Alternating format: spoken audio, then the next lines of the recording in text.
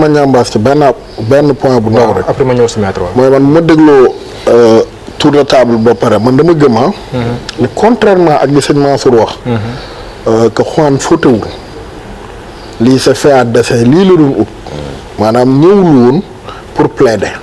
daa ñëwoon pour créer bruit. da doon jël affaire bi jox ko beneen dimension te état bi tombé na ci piège boobu ndax xamoon na ni am na yenn déclaration yoo xam ne su ko defee état bi dana am nu mu taxawee ak moom te malheureusement état bi dañoo wadd ci piège am. d'accord mooy genre fausse provocation. voilà d'accord mais l'affaire Juan n'occupe même pas 1% du débat judiciaire. le débat ça si leen bëgg a ñëw. ça ne en tout cas moi je le connais ça n'intéresse personne. D'accord. Parce que le tribunal n'est pas intéressé par la présence ou non d'un avocat étranger avec un sur non vous savez ces préoccupations-là ce ne sont pas des préoccupations de la justice.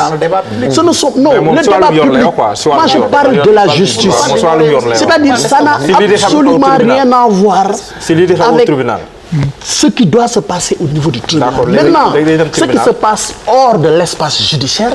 mais kooku xëj na ña nga xam ne ñoo ko doon concocté ñoom la mën a intéressé. mais man par exemple acteur de la justice démb li ma intéressé woon mooy li sama justice di rendre. ma xam ko. maintenant tout ce qui est en dehors de l'environnement juridique kuy taxaw def say live.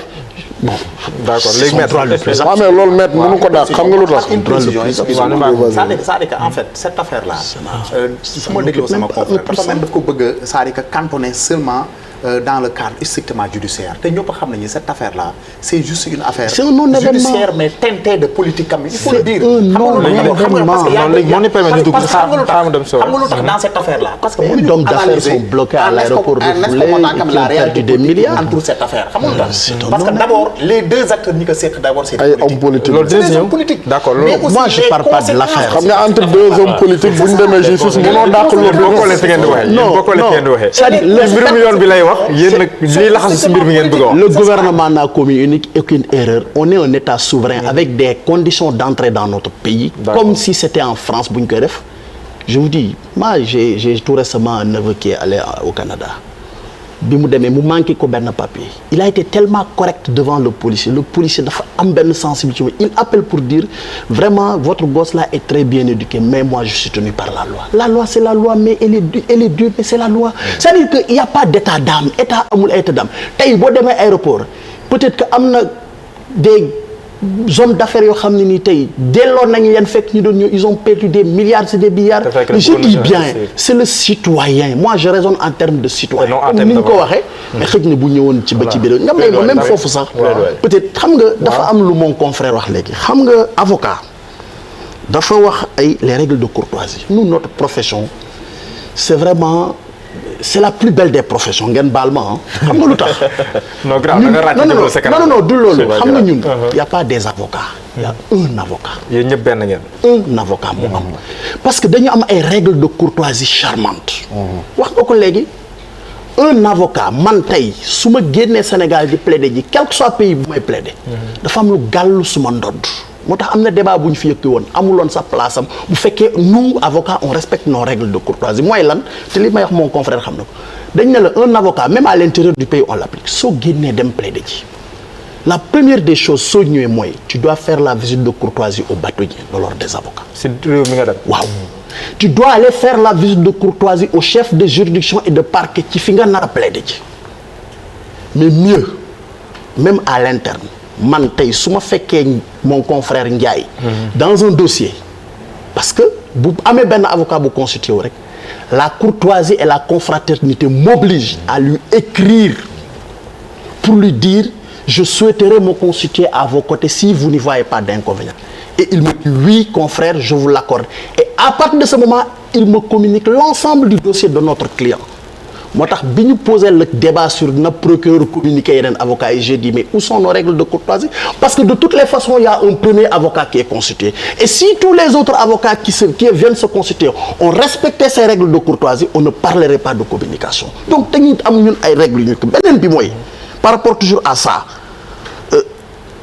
un avocat c'est l'élégance c'est la prestance am na lu Siré wax léegi mais il faut le prendre avec des pincettes c'est vrai on a ce qu'on appelle l'immunité de plaidoirie c'est comme vous la liberté de la presse mais ça a des limites man mon immunité de plaidoirie ne me permet pas d'être à la barre et d'insulter Sow non parce que un avocat c'est par essence l'élégance et la prestance moo tax ñu am lu ñuy wax un conseil de discipline sous le couvert de l'ordre des avocats c'est pourquoi moi je dis man en tout cas personnellement je ne suis intransigeant avec le respect dû à nos institutions je suis intransigeant avec le respect dû à mon ordre man quel que soit Alpha l'ordre des avocats moo tax je ne peux pas du tout cautionner cette sortie de Ousmane Sonko à l'encontre ak keneen ku ko mënoon di def aussi dama ko parce que nous le bâtonnier mooy suñu symbole. li mu ne bâtonnier dafa jéng. ñooy suñu symbole te ku xam ni ordre des avocats di fonctionner dëgg doo ci sax dugg di ci wax et même par respect aux confrères qui sont constitués pour lui il pouvait se garder même de parler de ça parce que nag ñun moom laa la wax ay avocat amul benn avocat moo am c'est très rare tey nga gis dans ce procès avocat di chargé moromu avocat man tey tout ce qui s'est passé dans ce procès xam naa ko parce que dama koy def un avocat il développe une stratégie de défense moi je reçois une commande de mon client pour dérouler un procès dans le temps Ousmane Sonko est un homme politique il a un procès comme ni ko Cheikh Oumane waxe boo xam ne ni xëj na am na ay conséquences yu muy njort mais il donne la commande à ses avocats font leur rôle kenn mënu leen ko reprocher dama koy wax souvent ma ne man tey dama koy joxe souvent ci exemple ma ne man en tant que avocat sëñ Ousmane. sëñ Mansour tey su la sa bailleur joxoon tey congé 6 mois. xam nga bu 6 mois yi jeexee da ngay nekk un occupant sans droit ni titre da nga war a génn. soo ñëwee 10 ma sa soxla ne kat da nga fa bëggoon desaat lu mat 4 mois 5 mois 1 an parce que da nga war a tabax sa kër te paregul man en tant que avocat dinaa développer une stratégie à partir du droit pour te maintenir durant ce temps-là c'est ça un avocat on ne peut pas reprocher ça à un avocat. donc il faut ñu xam loolu moo tax ñun entre confrères on se comprend mais maintenant c'est l'opinion ñi nekk ci biti xëy na mën nañ bañ a comprendre. d'accord léegi maître ñu ñëw vraiment loolu dama ko doon leeral.